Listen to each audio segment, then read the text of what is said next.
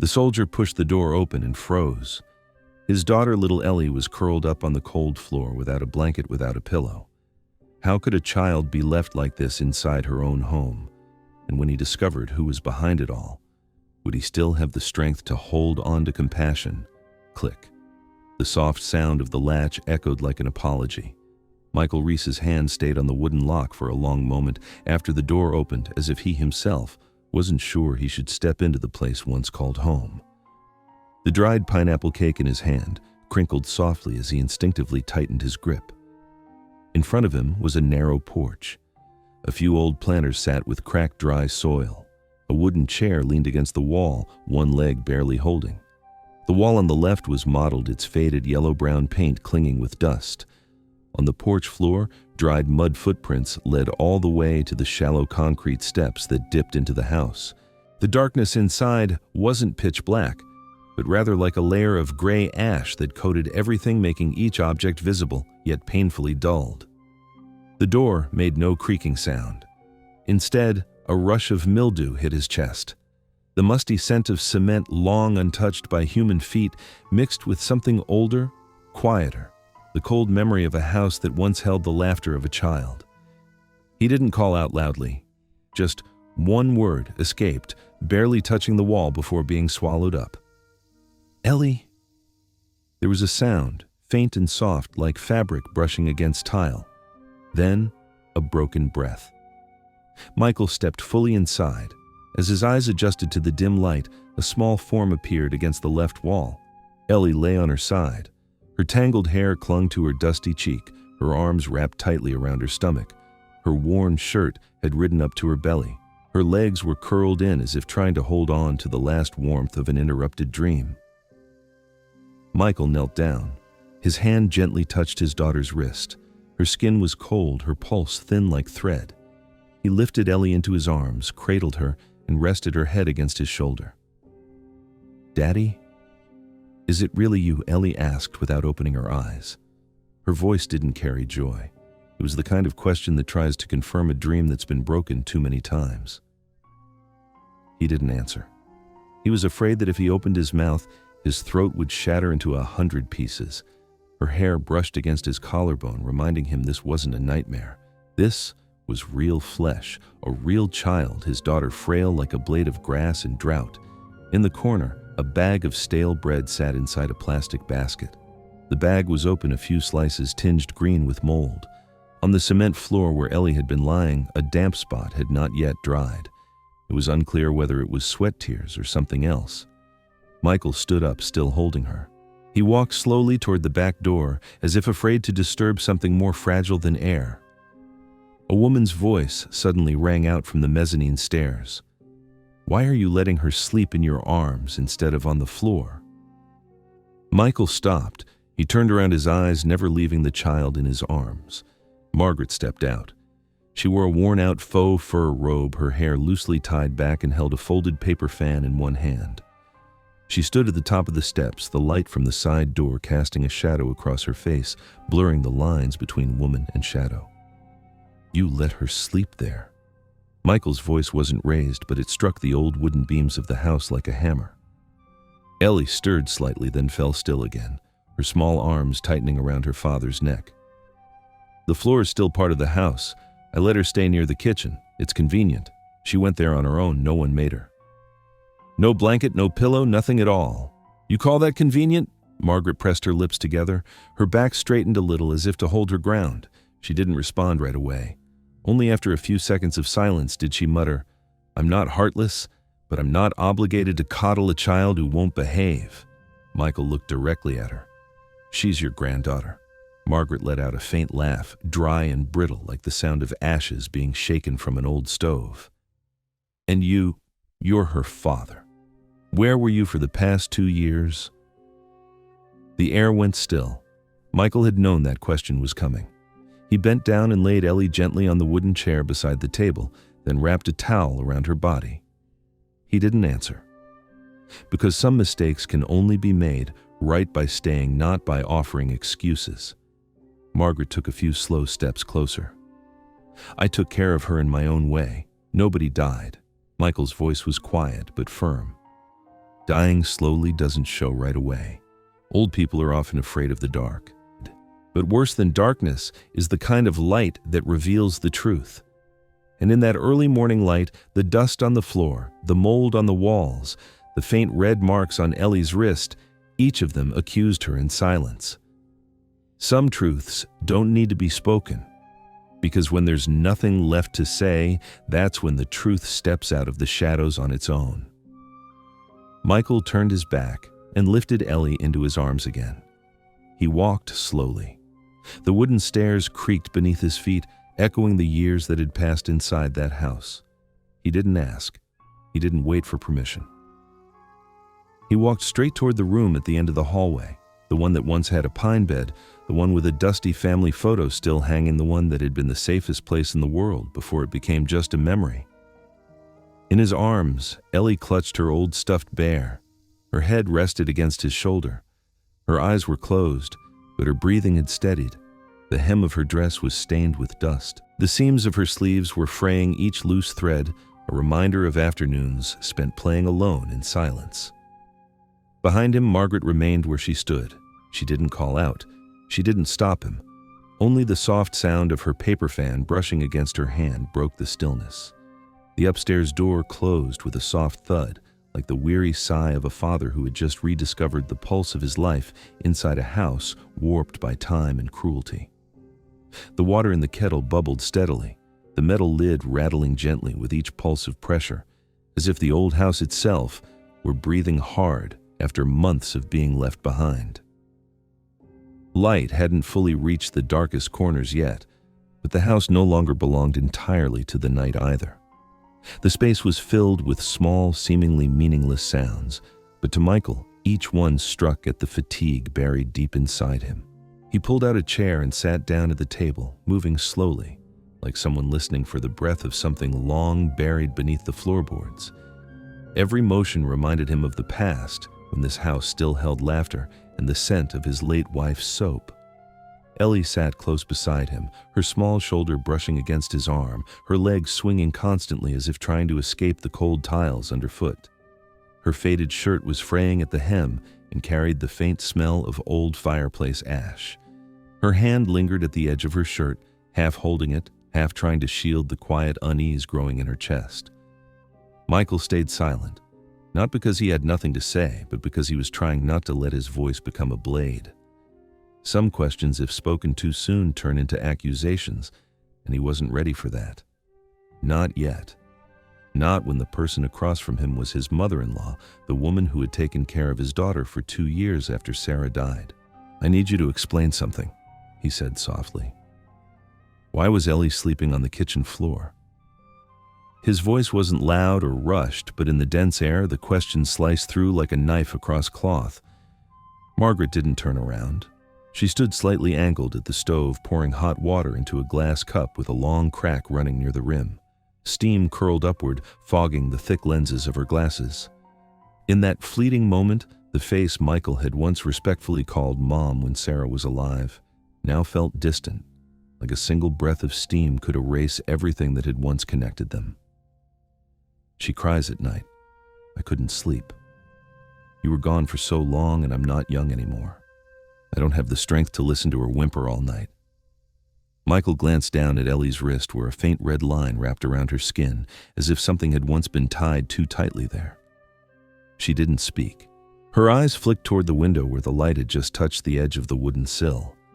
That look, subtle and evasive, gripped his heart. It was the kind of silence children learn to carry when they've grown used to being judged. "Where's her old room?" Margaret answered without emotion. "I locked it. It's being used for storage now. She kept drawing on the walls with pencils, made it look like a daycare center. Back when her mother was still here, I didn't say anything. But now that no one's around to make excuses for her, I have to teach her some limits." Ellie sat still, her hands clenched and drawn into her lap like a baby bird whose nest had been stripped away. Michael leaned toward her, pulling her gently closer, resting his hand lightly on her back in an unspoken promise. "She drew on the wall, so you locked her out of her room.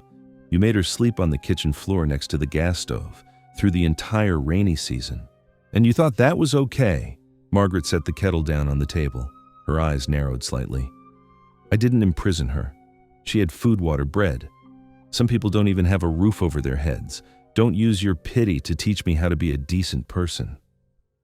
Michael didn't look at her. His eyes stayed on Ellie, whose head was slightly lowered, cheek pressed against the edge of the table. The dim light caught the tangled strands of her hair, revealing a faint scratch just beneath her ear. Did you ever ask her if she was cold, if she was hungry? Did you ever read what she wrote, or were you too afraid you'd see yourself in it? Margaret pressed her lips together. This time, she didn't answer right away. She simply set the cup of hot water on the table, her hand still gripping the handle of the kettle. Children need to learn silence if they want to be loved by adults. If everyone spoils them, they'll start thinking the world exists just to serve them. Ellie flinched, then lowered her head even more. Michael wrapped his arms around his daughter. He didn't say another word because at that point words meant nothing. Where's her room? This time Michael wasn't asking. His voice was firm, closer to a command. Margaret crossed her arms and tilted her head slightly toward the hallway. You have no rights here. This house is in my name. Michael picked Ellie up. She didn't cling to him like other children might. Her hand merely rested lightly on his shoulder, as if she was afraid of making him more tired. Michael glanced down, and for the first time that morning, he saw a fresh bruise on her wrist, perfectly round, like the shape of an adult's fingertip. He began walking toward the stairs. Each step felt as heavy as the years he'd been gone. In his mind, he could see every call he'd made to his mother-in-law, every brief message she'd sent back. She's fine. Don't worry. She's sleeping. Now, each word cut through him like cold scissors, slicing his trust into jagged pieces that couldn't be put back together. Behind him, Margaret's voice rang out loudly. Where do you think you're taking her? No one can protect her from herself except me. Michael didn't turn around. His voice was low but steady. Ellie won't be sleeping here another night, and I will take full responsibility for that. Ellie whispered just loud enough for him to hear. If she asks tomorrow, tell her I wasn't hungry. Okay, she doesn't like it when someone says I'm hungry. Michael kissed her gently on the forehead. He didn't answer. He didn't look back at anyone. He just kept walking toward the old door, its chipped paint worn down by time and silence, as if even the house itself was ashamed for failing to protect a child. A child isn't as afraid of hunger as she is of being pushed out of someone's heart. She fears cold less than she fears being quietly abandoned. And sometimes she doesn't need anyone to name her pain. She just needs arms warm enough to hold her, even if only for one night. We don't get to choose where we're born, but we can choose how we protect those who are still here. That was the only thing Michael had left to offer, and this time he would not be late. There are afternoons that don't need sunlight, only an old window covered in a film of dust to make the heart sink. In the room that once belonged to both husband and wife, Michael stood with his back against the wardrobe, his gaze unfocused. In his hand was a damp cloth, which he gently ran over the faded glass of a picture frame. The woman in the photo was still smiling softly, as if she had never left this world. The small wooden bed sat in the corner, the mattress sunken to one side. On the wall was a faint mark where an old picture frame had once hung. The closet door was ajar, revealing a few worn collar shirts and a floral dress faded by time. The air carried the scent of old fabric and dried flowers mingled with a long silence. A soft movement behind him made Michael turn around. Ellie was standing at the doorway, her small frame swallowed by the aged wooden frame. Her hands clutched the hem of her shirt, and her eyes didn't leave the photo her father had just cleaned. She didn't say a word or step inside, as if there were an invisible wall between her and the room, and if she dared cross it, every memory would shatter with a sigh. Michael looked at Ellie for a long moment, then gently said, "You can come in. This used to be the peaceful place for me and your mom. You don't have to stay outside of what belongs to you." Ellie stepped inside, her feet light, as if each step might wake the past. She approached the table where the picture frame lay quietly like a wound no one had touched. Her small fingers traced the edge of the frame, trembling, then turned to her father, her eyes holding something she had never said out loud. "Is this Mom?" Michael nodded, his gaze softening. "Yes. Your mom always smiled like that whenever she looked at me." And whenever she looked at you, you didn't just inherit her face, sweetheart. You inherited the kindness in her eyes. Ellie pressed her lips together, then looked down. A pause filled the room before she spoke, as if she had to choose her words with great care. Grandma said if I told anyone about being hit, you wouldn't come back. She said you forgot about me, that only kids who are good and keep secrets get loved again. Michael clenched his hand, the joints of his fingers rising beneath the tension in his skin, but he kept his eyes gentle, refusing to let anger touch her. He lowered himself to her level, leaned slightly toward Ellie, and wrapped his arms around her as if even the smallest gesture could hold together everything that was on the verge of falling apart. You didn't do anything wrong. Don't ever believe anyone who says my love comes with conditions. I wasn't here. Not because I forgot you. I was trying to find a way to come back. And now, I'm here. Ellie stayed silent, her head resting against his chest. Her breath trembled softly, as if even breathing too deeply might make everything disappear. Her small hand gently gripped the edge of his shirt, not for warmth, but as if she were clinging to the only thing that still felt real in a world full of lies. Michael laid his daughter gently on the bed. He pulled the old blanket over her and opened the closet, taking out a neatly folded nightgown and placing it next to her pillow. Every movement was slow, deliberate, as if he were trying to mend something that had been broken a long time ago. Once Ellie had closed her eyes and her breathing had settled into a steady rhythm, Michael walked over to the window. The thin curtain lifted slightly under his hand, revealing the backyard just as the last light of day was fading behind the thick fence line. At the far edge of the yard stood a figure still and quiet, someone Michael had seen many times before on his late returns. She always hovered nearby but never stepped forward. Rachel was still standing there holding a basket of baked goods, her eyes fixed on the house as if waiting for a sign that she was allowed to care. The neighbor remained there holding the basket, her gaze never leaving the small iron gate. Michael stood silently for a moment, then turned and left the room. He walked outside and unlatched the gate. The wooden latch clattered dryly, but it was the first sound in a conversation neither of them had ever thought would begin today. Rachel looked up, clearly surprised that Michael had opened the door first.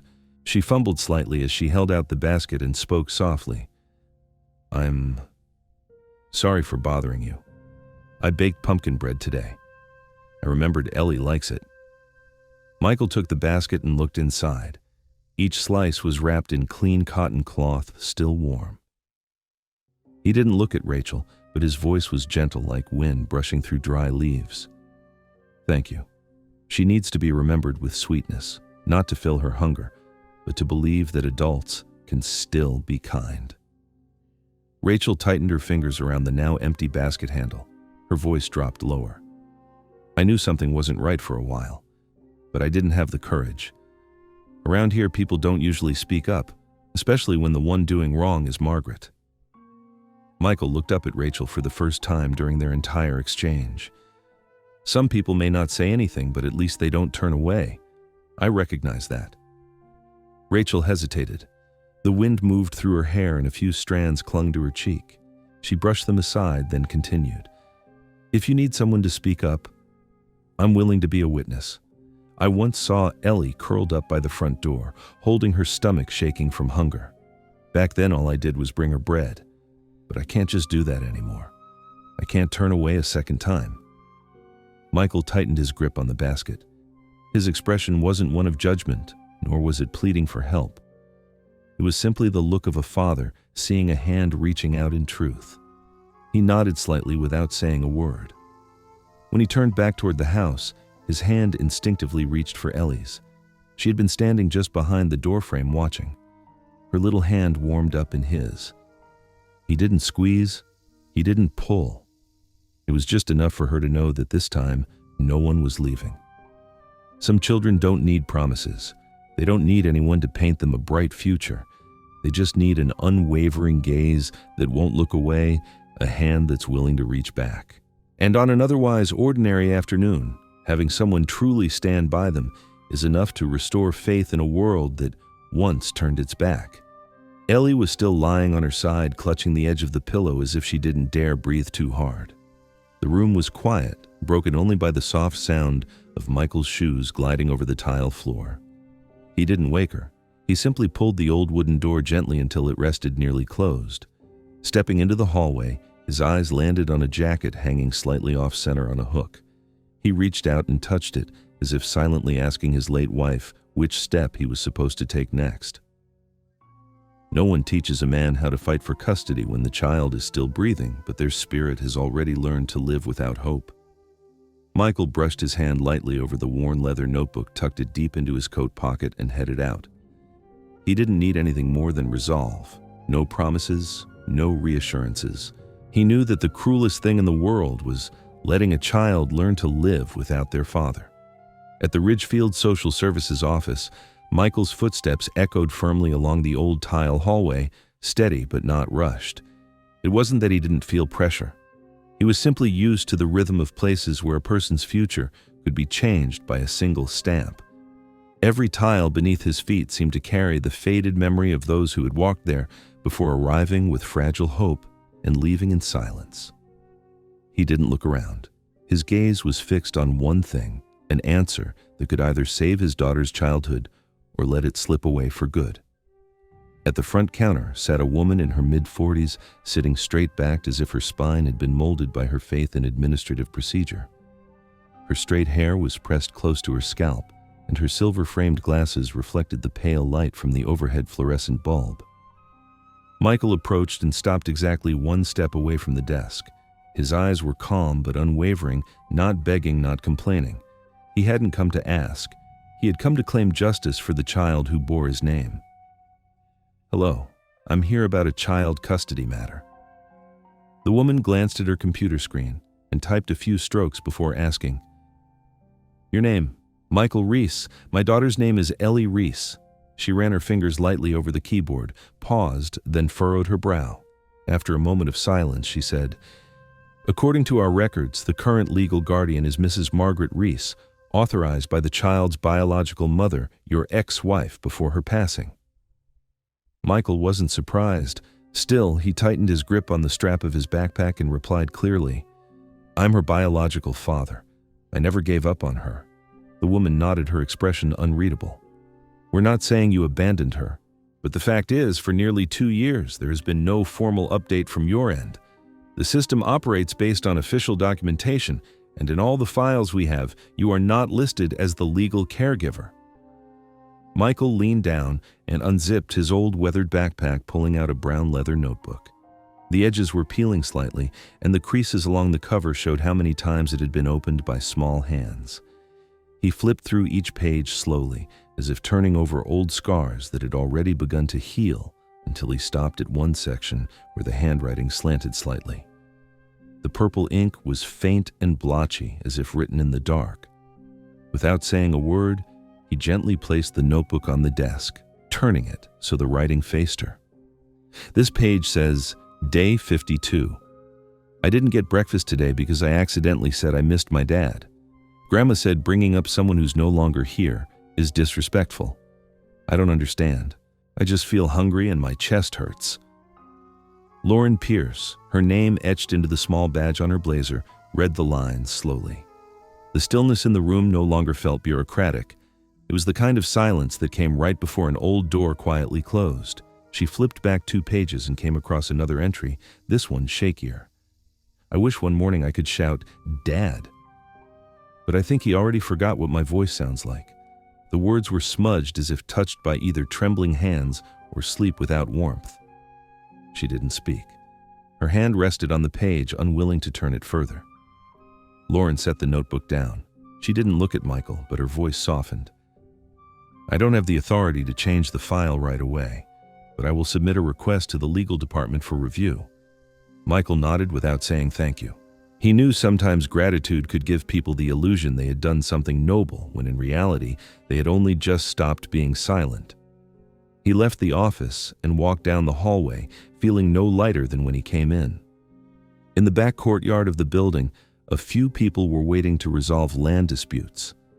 An old man was dozing in a chair. A small child clung to their mother's hand, watching Michael as he passed. Michael pulled out his phone.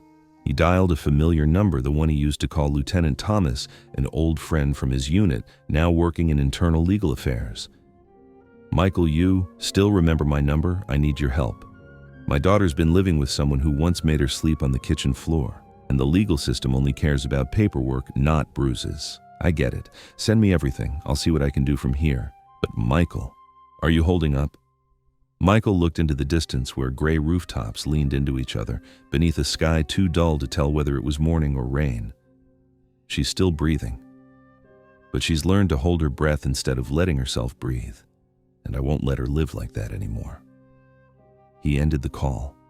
A breeze swept through the hallway. A flyer floated across the tiles near his feet, its ink smeared but still legible. "Happiness begins with a child's safety." Michael didn't pick it up. He just kept walking his hand, clutching the notebook, one that didn't record what the child had endured, but what the adults now owed. Sometimes a father doesn't need to prove anything. He just needs to show up. But when showing up isn't enough, he must do the work that an entire system should have done in the first place. And today, Michael started doing that not to win, but so Ellie wouldn't have to lose anymore. The old cafe near the community market was quieter than usual that day. Michael stepped inside, not because he needed coffee, but because he knew someone was waiting. Mr. Harold Benson, the elderly man who used to live next door to Margaret Reese's old house, was already sitting there, his hands resting lightly on a wooden cane. There was no need for formalities between two men separated by nearly 4 decades. "You're back, huh?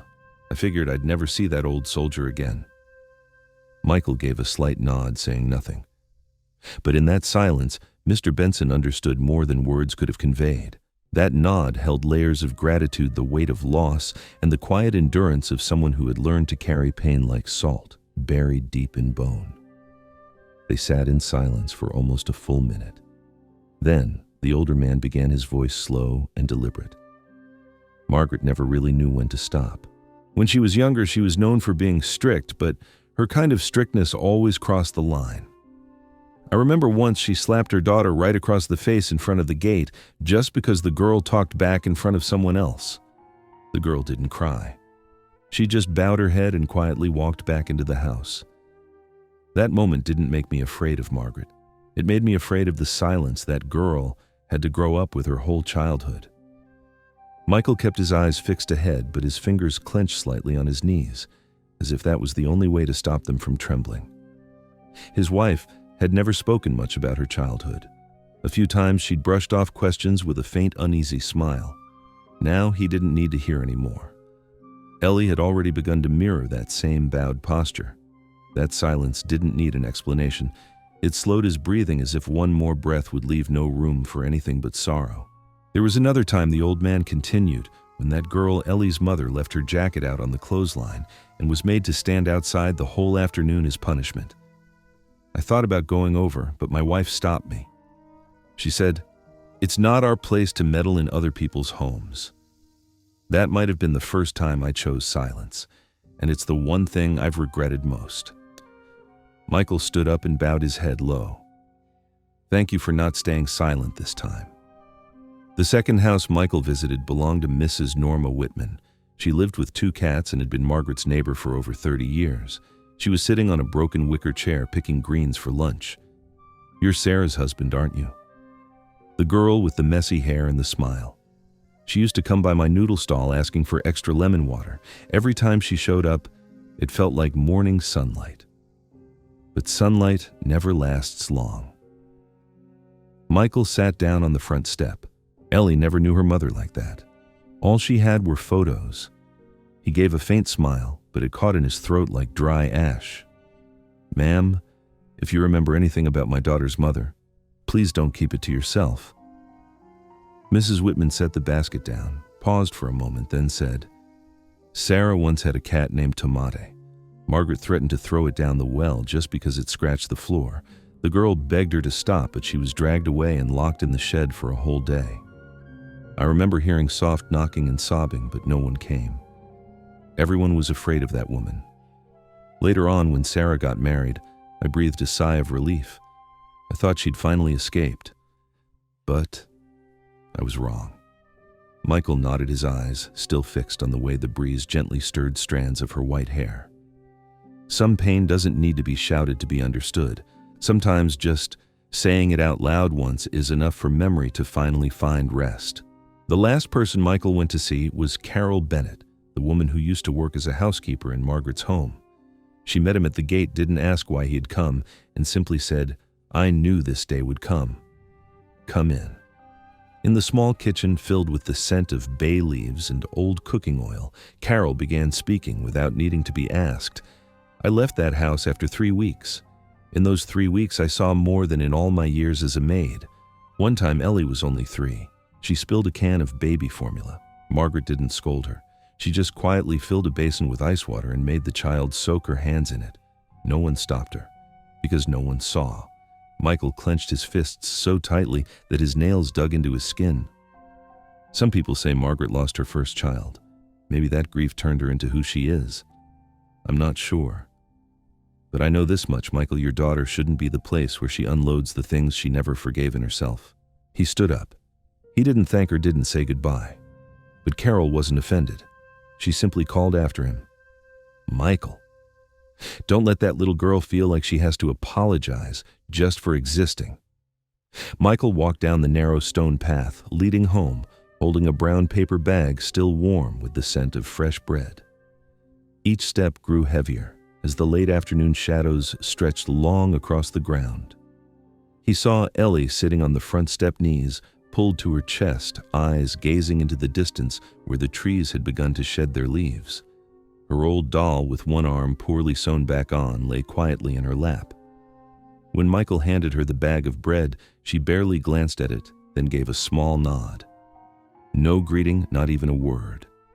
But he knew that little nod was a sign of trust slowly, quietly rebuilding itself.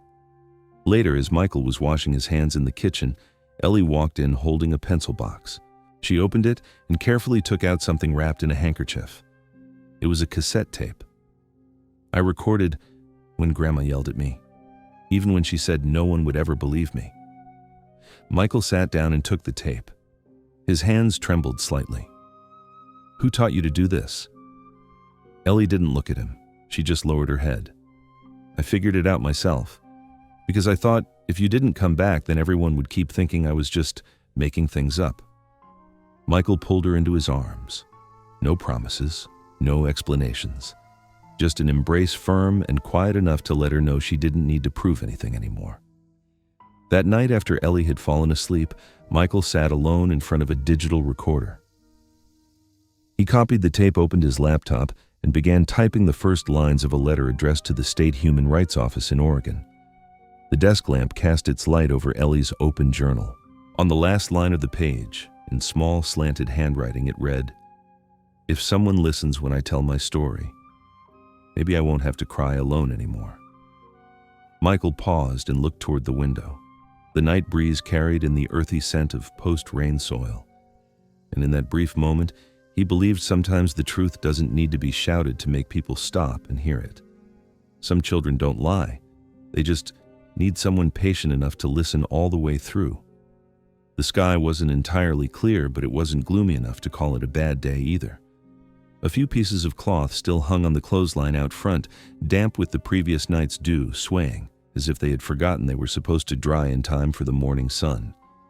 Inside, Michael, the stillness felt like standing between two church bells, one toll just finished, the next one not yet begun.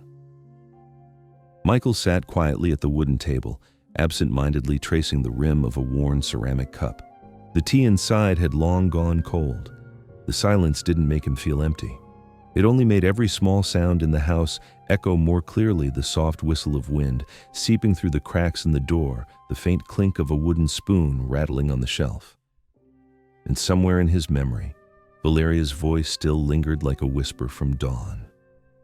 "Dad, I still can't believe you're really here. But if this is a dream, I don't want to wake up." Michael hadn't answered then. He had only held her close. But the way she wrapped her arms gently around his waist and nuzzled her face into his shirt like a kitten testing the warmth of a stranger's hand told him enough. That question wasn't just joy. It was the residue of doubt that had built up for too long. A sudden knock at the door thundered through the wood frame like someone had struck the past itself, sending cracks through walls he thought he had sealed. It wasn't Lucia's familiar knock, the one that always came with a basket of bread. Nor was it the lazy tapping of the neighbor's dog's nails on the porch. This knock had weight. It knew what it wanted. "Valeria, come down. You have no right to live in that house without my permission." Veronica's voice cut through the still air like a rope being yanked taut. Michael set the cup down and stood, but didn't rush. He walked to the door, unlatched the bolt, and pulled it open just slightly. His mother-in-law stood there, her face tense, lips pressed tight, the deep lines on her forehead twitching as though she were holding back a storm that had already passed. "You want to talk, fine. But I won't let anything said here today become the last word just because no one else was around to hear it." He turned back toward the house and called out, "Lucia, can you come over for a minute? And if Mrs. Dahlia is home, please bring her too." Not long after Lucia appeared, her slippers still dusty from the yard, her expression serious but calm. Mrs. Dahlia followed closely behind, holding half a sweet potato in one hand, her gray scarf loosely wrapped around her neck. Veronica's brow furrowed and the corner of her mouth twitched with restrained irritation. "What is this, a courtroom on your front lawn? Or do you people think this is your own private trial?" Michael simply shook his head, his voice steady and calm. "We just want to make sure that every word spoken here today stands in the light and open air, not hidden in the dark corners of isolation." Rachel didn't wait to be invited. She walked over to Ellie, who was standing just inside the doorway, and gently stroked the girl's hair without saying a word. Ellie took her hand, her eyes following her grandmother with a mixture of fear and sorrow. "And who exactly are you in all this?" Margaret snapped. "You're not family yet. You act like you have some kind of right to be involved." Rachel responded with a faint smile. "I'm not family by blood, but I was the first person to see Ellie lower her head while eating, and I was also the first person she looked up to and said thank you." "That's enough," Margaret turned to Alice. "And you're just the help.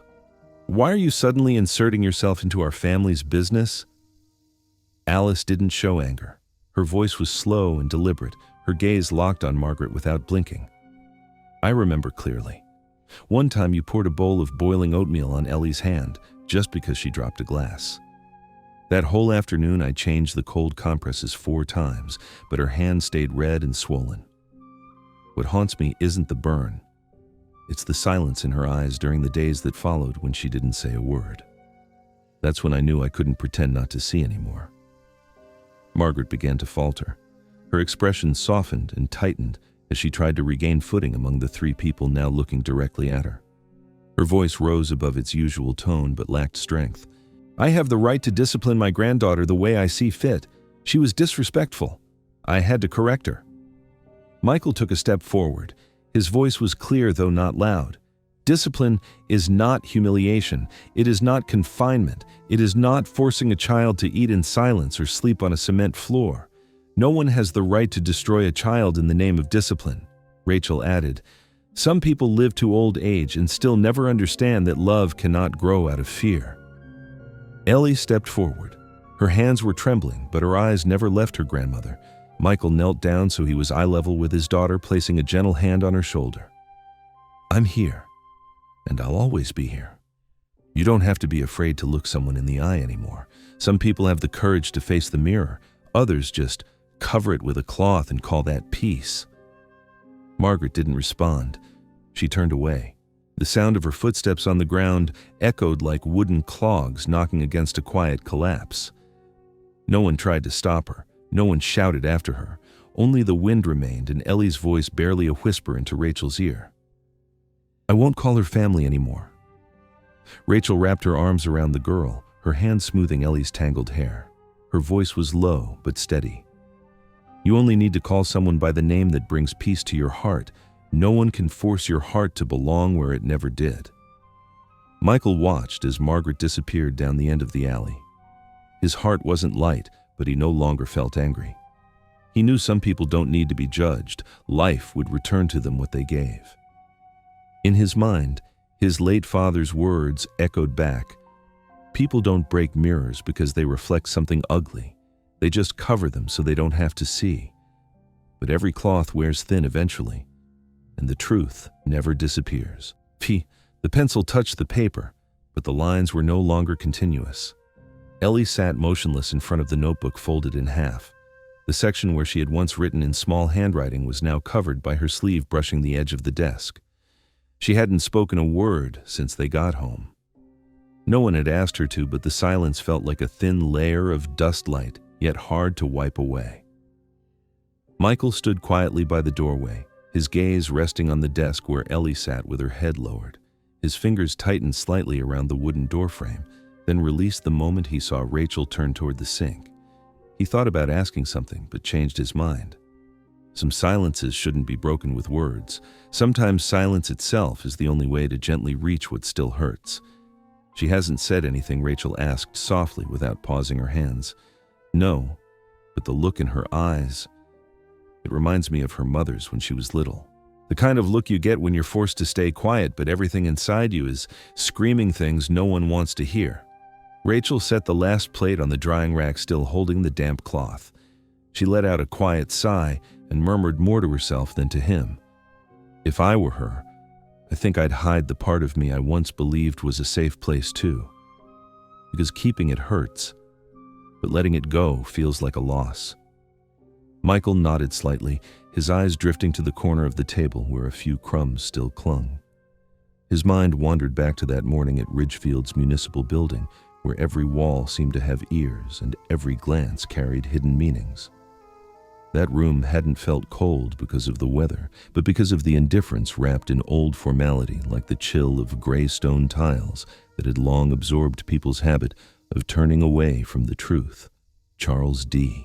Harper sat reclined in his chair, one leg crossed over the other, fingers tracing the rim of a half-empty coffee cup. People still talk about you like you're a soldier with backbone. But you know family matters. They're not always meant to be dragged into the light. Some doors once opened let in a draft that never goes away. Better to fold them shut if you still can.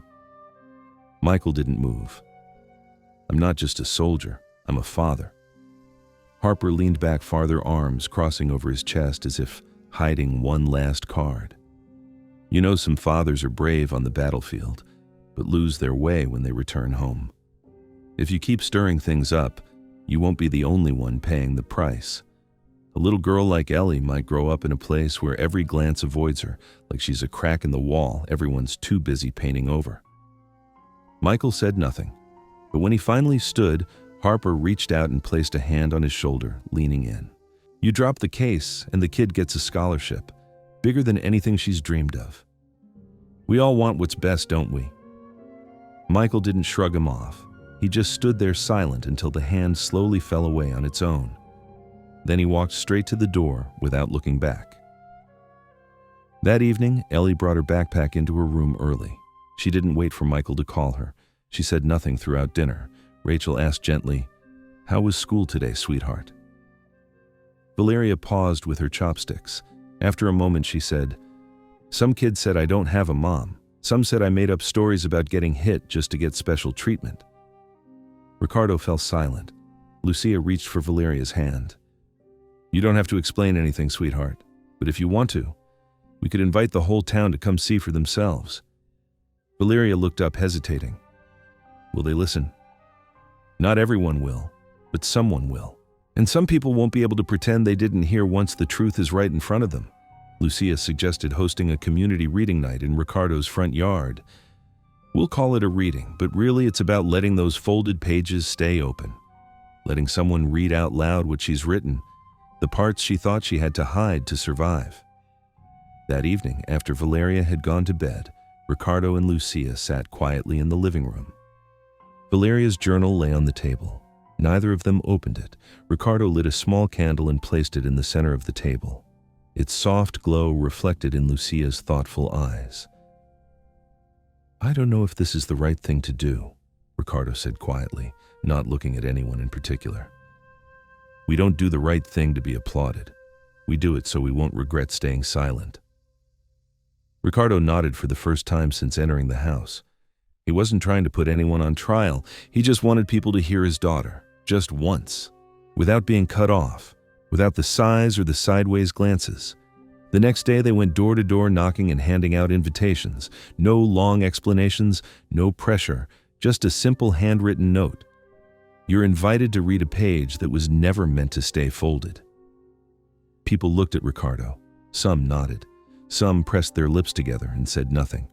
A few declined outright, but no one tore the paper. That was enough to let hope in. On Saturday night, the front yard of Ricardo's house had 3 rows of wooden chairs and a small table set in the middle. Valeria wore a brown dress Lucia had sewn from an old shirt. She held her notebook in both hands, but hadn't opened it yet. Ricardo stood behind her, his hand gently resting on her shoulder. Lucia sat in the front row between 2 elderly women and a young boy who used to play with Valeria in preschool. Valeria stepped forward. Her voice was soft but clear. I'd like to read a part of my journal, not so anyone will feel sorry for me. Just because I promised myself I wouldn't fold away what already happened. No one interrupted. No one turned away. And when Valeria reached the last line, Ricardo noticed an elderly woman remove her glasses and wipe her eyes. The night moved slowly, but it wasn't heavy. It felt more like a deep breath after holding something in too long. At the end of the evening, Ricardo went to the bookshelf, took Valeria's journal, and placed it neatly on the center shelf in the living room. He didn't read from it, but he left it open to the page that had once been folded shut. No microphone, no spotlight, just enough silence for a small heart to finally hear itself. Valeria's voice still lingered in the small stone-paved courtyard where each uneven tile seemed to absorb sound and hold on to everything that adults needed to hear. She hadn't cried. Not slowly, not hurriedly. Valeria simply read word by word, passage by passage, as if this were her last way to stitch up the tear inside her chest. Michael sat in the back. No one paid attention to him, and maybe that was for the best. He didn't need applause. He didn't need grateful looks. The one who needed to be seen was Valeria. She stood tall, her hands steady, her eyes meeting everyone's gaze.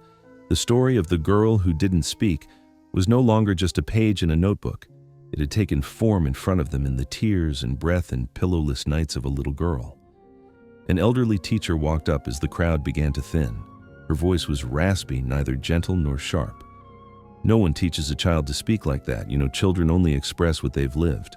That little girl spoke like her heart had already ripened before she ever knew how to cry. Michael nodded. Quiet. Not because he had nothing to say, but because there were too many things that didn't need to be spoken aloud. A woman with sun-darkened skin and a firm build stood by the edge of the fence. She didn't step inside. Her hands clutched the edge of her shirt, her eyes steady but heavy with hesitation and sorrow. Michael paused for a second, then whispered, "Camilla." She nodded. Her voice dropped as though each word had to push through a heavy weight in her chest.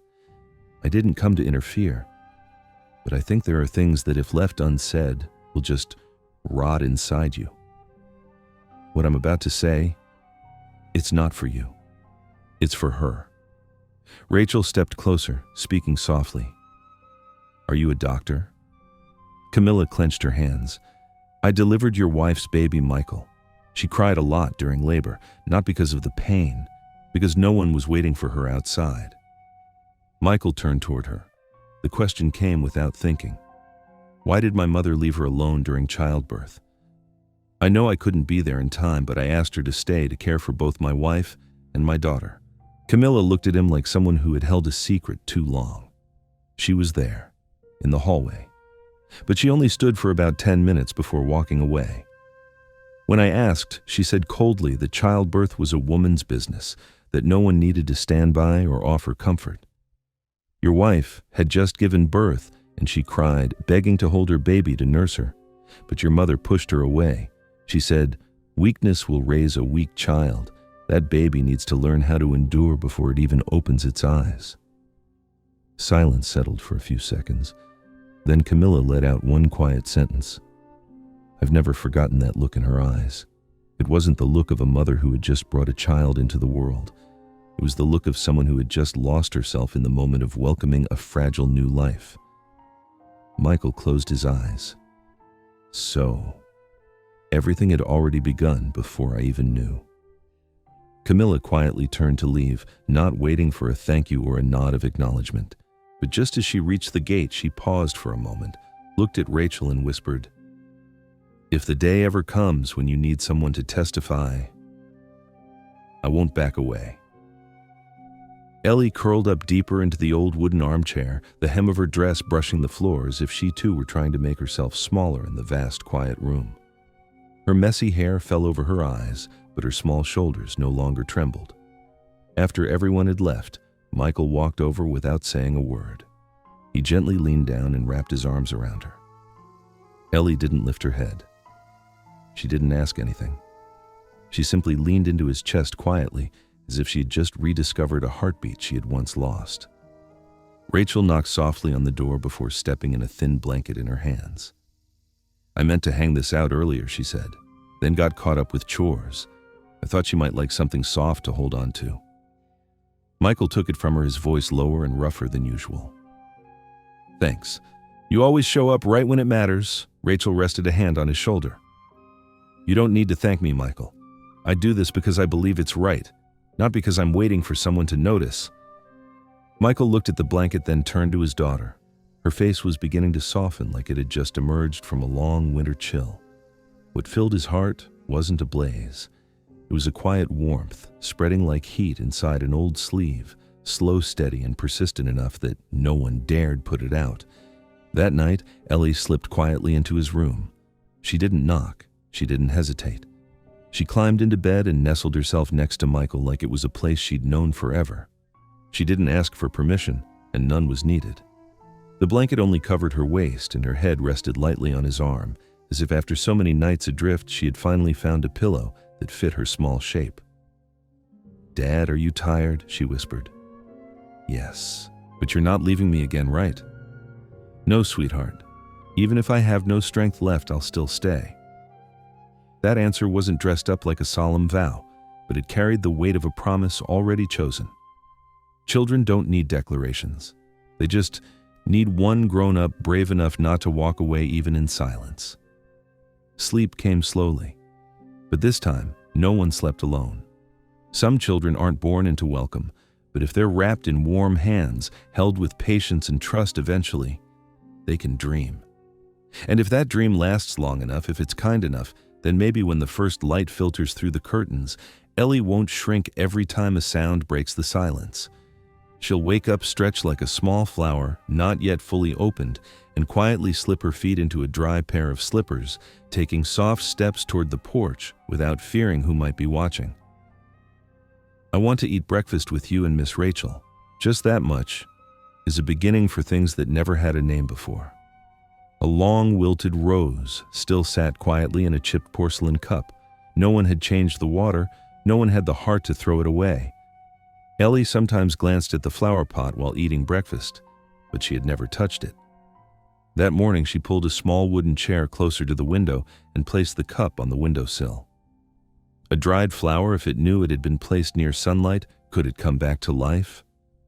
Michael was quietly closing his old worn leather case, having just arranged witness statements, testimonies, hospital records, and evaluation reports inside. Each document felt like a stitch across his memory, neither painful nor fully healed. He placed the bag beside the cabinet, neat and firm, like a soldier, standing guard in the dark. He sat down on the chair, not rising, like a man who had won, not slumping, like someone defeated. Only a deep silence remained so profound that if someone opened the door just then, they might think it was a small chapel, a place holding on to whatever soul hadn't yet drifted away with the dust. Outside, a sparrow flew past the window ledge, leaving behind a small feather caught in the crack of the wooden frame. Ellie was drawing on the ground with a twig. Crooked circles connected into a line of people. She didn't color them and only traced rough lines. Michael stood behind the door, watching but not calling out. He didn't step closer. He waited. After a moment, he opened the door and stepped outside. The wooden chair beside Ellie was still empty. She didn't look back, but she gently pushed a small rock aside, as if making space for him. Michael sat down. Neither of them said a word. A breeze passed through the gap in his shirt and gave him a slight shiver, but it wasn't unpleasant. It was the kind of coolness he had forgotten during his time in the military. "I know already, Dad." "You don't have to say it," Ellie whispered as she kept drawing. "They won't let Grandma see me again, right?" Michael nodded, very slowly. Then he spoke, his voice softer than the breeze. "That's right. And no one will ever have the right to take you from me again.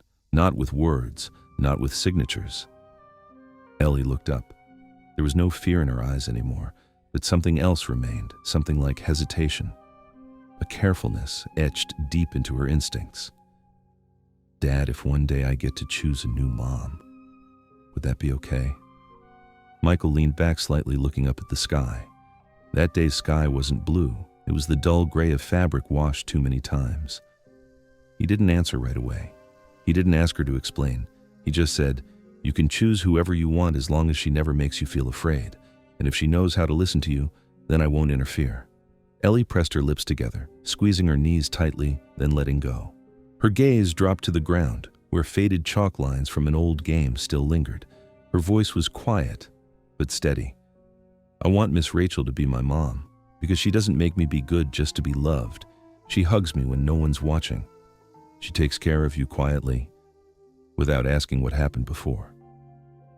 Michael smiled, but something softened behind his eyes, like an old scar that never fully healed. He lowered his head, his chest rising and falling slightly, because those words had touched the most fragile part inside him. His voice was low and sincere, almost like he was speaking to himself. "Then, let's wait for her answer together." "Okay." Valeria put the stick down, brushed her hands against her dress, and lowered her head in thought for a moment. Then she looked up, met her father's eyes, and said in a voice both steady and gentle, "If she says yes, then starting tomorrow I'll call her Mama Rachel. I won't change my mind no matter what happens later." A week later, the house at the bend of Morrison Lane began to change. The old gray wall was painted a soft shade of yellow. A few petunia pots hung along the porch, looking as if someone had taken the time to care for them. Rachel moved in quietly, bringing only a wicker basket, a few old books, and a black and white photograph framed in plain wood with no glass. Michael didn't ask any questions. He just helped her unpack. Valeria stood at the gate holding a hand-drawn floor plan, carefully directing the painters like she was curating her own private museum. No one mentioned a wedding. No one brought up a white dress. They simply rebuilt a home without the sound of church bells. On their first evening living together, they had dinner with pumpkin soup and steamed eggs, Valeria's favorite. There was no cake, no music, no guests, just 3 people and 3 pairs of chopsticks. Valeria quietly reached for another bowl and handed it to Rachel without saying a word. Rachel took it without asking, without refusing. Michael watched them both, then got up to wash the dishes. The sound of water running over the clinking dishes had just ended when soft footsteps echoed behind him. Valeria appeared in the kitchen doorway, small and still like a quiet cloud drifting into the late afternoon. Her hair was tied loosely to one side, a few strands falling over her forehead. In her arms, she held a worn-out doll with one ear torn off, hugging it tightly as if letting go would mean losing it forever. "Mama Rachel, I said it now. I won't take it back." Rachel set down her bowl and walked over to embrace the little girl. She didn't say anything, but her hand gently rested on Valeria's head, as if she'd been waiting a long time to do exactly that. A slow, soft stroke. Light, but full of meaning. Michael stood there, soap still on his sleeves, eyes gazing out the window toward the old rose bush. The branch was still dry, but now it sat in the sunlight. No one knew if it would bloom again, but at least it was no longer in the dark. Life doesn't always need noise. Sometimes all it takes is calling someone by the right name, letting one person be seen for who they truly are, and everything can begin again. Adults often focus on where the road ends, but children, they remember exactly who held their hand when the road was hardest. Valeria didn't need a wedding, didn't need a certificate. She only needed a meal where someone passed her a second bowl, and a hand that knew just the right moment to rest gently on her head without saying a single word. No one looked directly at Margaret Reese as she walked through the courthouse hallway. Her trembling arms clutched an old handbag, her eyes shifting as if searching for any reason not to lift her head. The click of her heels echoed steadily between chipped walls, but it wasn't enough to drown out the growing silence inside the people quietly watching. There was no whispering, no pity in their eyes. Only one thing remained behind her silence. Michael Reese stood still at the end of the hall, his hand resting lightly on his daughter's shoulder like placing a breath upon her small frame. He didn't hold her tightly, but it was enough for Ellie to know she wasn't standing alone in a place where adults often avoided each other's eyes. Ellie didn't bow her head or glance around. She simply looked straight ahead toward the courtroom where the verdict had just been read, where words had just closed a chapter she never wanted to reopen. Her eyes held no tears, no anger, only a quiet void where no child should have to grow up. The sentence was delivered in a calm, measured voice: 24 months of probation with community service and a 5-year ban on contact with children. Margaret said nothing. She just stood still, then slowly turned and walked down the steps, her posture no longer upright. As she passed Michael, she paused for a moment. There was no apology, no look of regret, just a faint glance as if she wanted to remember the face of the man who had taken everything from her. But no one stopped her, and no one saw her off. A week later, Michael returned to the courthouse. This time not as a father seeking justice, but as a man bringing closure to one final memory. He arrived early, sitting quietly in the old stone lobby, now empty of people. In his hand was a folded piece of paper, plain and unmarked, not even in an envelope. When the clerk came out with a file, Michael didn't rush to meet her. He simply placed the paper on the desk near the sign-in book. The gesture was silent, like a farewell. No demands, no expectations. On the paper it read, "A child does not ask grown-ups to be perfect, only that they don't make them learn forgiveness before they even understand what love is." Later on, people said Margaret Reese could often be seen sitting alone in the back courtyard of Cedar Hills retirement home, staring at the wrinkles in her hands. Some said she once asked a blind man, "If you ever struck a child and they didn't cry, was the fault in your hand, or in a heart that no longer knew how to feel pain?" Michael never told anyone about the letter he received from the State Human Rights Office. It was neatly typed, thanking him for being a model of single fatherhood and inviting him to appear on a television program. He read it, folded it carefully, and placed it on top of the wooden cabinet. He didn't throw it away, but he didn't keep it as a memento either. That morning when Rachel walked into the kitchen, she found Michael standing still in front of the gas stove, his hand hovering over the unlit burner. She noticed the white envelope next to a tray of bread. "They invited you on television, didn't they?" Michael gave a small nod. He didn't look at Rachel. He just let out a quiet breath. "I think you should tell your story, Ellie's story. It might help other children," Rachel said softly. Michael turned to her. His expression didn't show agreement or rejection. He simply said, "I'm not sure the world needs to hear more, but I'm sure that little girl needs to see her dad still sitting at the breakfast table every morning." Rachel said nothing more. She poured a warm glass of milk and placed it on the table. In that small kitchen, sometimes silence was the only way to protect something too fragile to name. Ellie came home from school earlier than usual. Her backpack hung off one shoulder, her shirt-wrinkled hair tied to the side like always, but her eyes were different. She didn't run into the kitchen or call out Rachel's name like she usually did. She walked straight to Michael, who was wiping down the table, and handed him a folded piece of paper. "Dad, read this when you're alone." Michael didn't open the note. He just took it and slipped it into his jacket pocket. He didn't ask, and Ellie didn't explain. She simply touched his elbow, as if reminding him of a promise neither of them needed to say aloud. That night, after Rachel had gone to bed and Ellie had fallen asleep, Michael sat alone at the dining table. He slowly pulled out the folded paper and opened it. There was only one line written in slightly slanted handwriting, the ink smudged by either sweat or tears. "I'm sorry for believing Grandma when she said you'd never come back." Michael folded the paper gently. He didn't put it in a drawer. He didn't keep it in his wallet. He placed it between two old books on the corner shelf, as if to remind himself that some apologies don't need a reply. They only need to be kept like proof of a love that survived. He walked into Ellie's room and pulled the blanket back over her shoulders. She was sleeping on her side, one hand resting lightly on the edge of her pillow, lips pressed together, no longer trembling like in those first nights. Michael sat down beside her and gently brushed his hand across her tangled hair. Outside, the wind had started to pick up. The clothesline creaked softly. Hanging from it were Ellie's old sandals, the same ones she wore the day Michael returned. One strap had torn and had been stitched back with red thread by Rachel, but no one had taken them down. Michael stood before the sandals, watching the slow sway of the clothesline in the wind. He crossed his arms, his chest steady. It wasn't until a stronger gust almost knocked the left sandal loose that he stepped forward and caught it with one hand, like someone catching a memory just before it slipped away. His fingers touched the worn strap. The fabric was coarse, as if it had touched the ground more than once.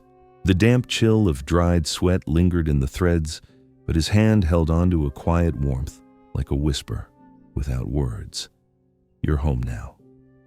No clear images formed in his mind, just one deep and steady thought. We don't get to choose how we're born, but we can choose how we rise, even from the coldest floor. And if there's enough love those small feet, we'll never have to sleep on the ground again. He let go of the sandal, letting the wind carry on its unfinished task. But this time, he didn't turn away. He didn't step back. He stood right there like a father, keeping watch over the smallest things in his life, making sure nothing got swept away again. Some pain doesn't need to be shouted. It lies quietly on the floor beneath the cold dust near a pair of barefoot feet.